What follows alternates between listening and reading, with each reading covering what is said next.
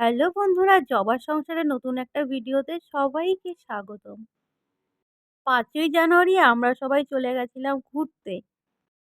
আমাদের বাড়িতে ছোটবেলা থেকেই দেখে এসেছি পিকনিকে যাওয়াটা খুব একটা কেউ পছন্দ করে না। বাড়িতে সবাই ডিসাইড করলাম সবাই মিলে একটু ঘুরতে যাব।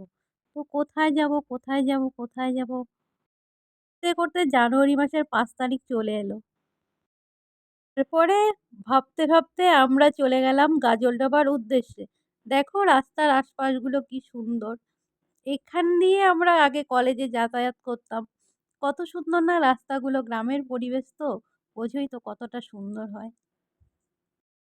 এ তো শহরের মতো বড়, বড় বিল্ডিং, ফ্ল্যাট নেই। বাট রাস্তাঘাট, গাছপালা, প্রকৃতি এত সুন্দর আমাদের এখানে, মানে বলার ভাষা নেই।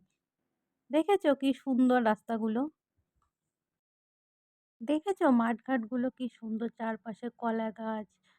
এখনো আবাদি জমিগুলো ফাঁকাই আছে, কিছু লাগানো হয়নি। আর কদিন পরে ভুট্টা নানা রকম চাষ হয়ে যাবে। তখন মাঠ একদম সবুজ হয়ে যাবে। তখন দেখতে আরো অনেক সুন্দর হয়ে যাবে।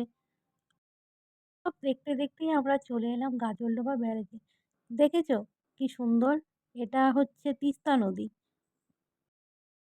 মাঝখানে আমি আর আমার বোন দুজনে একটু ভিডিও করে নিলাম নিজেদের হাঁটতে, হাঁটতে। হাঁটতে, হাঁটতে আমরা চলে এলাম তিস্তা ব্যারেজের এপারে। এপারে দেখেছো তিস্তার জলটা কতটা সুন্দর?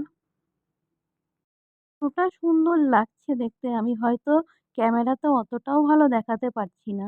বাট সামনাসামনি এতটাই সুন্দর আমি ভাষায় প্রকাশ করতে পারবো না। দেখেছো? ওই দেখো দূরে তাকিয়ে দেখো কি সুন্দর পাহাড় দেখা যাচ্ছে। আমার ক্যামেরাটা যদিও ভালো নয় তাই অত ভালো বোঝা যাচ্ছে না।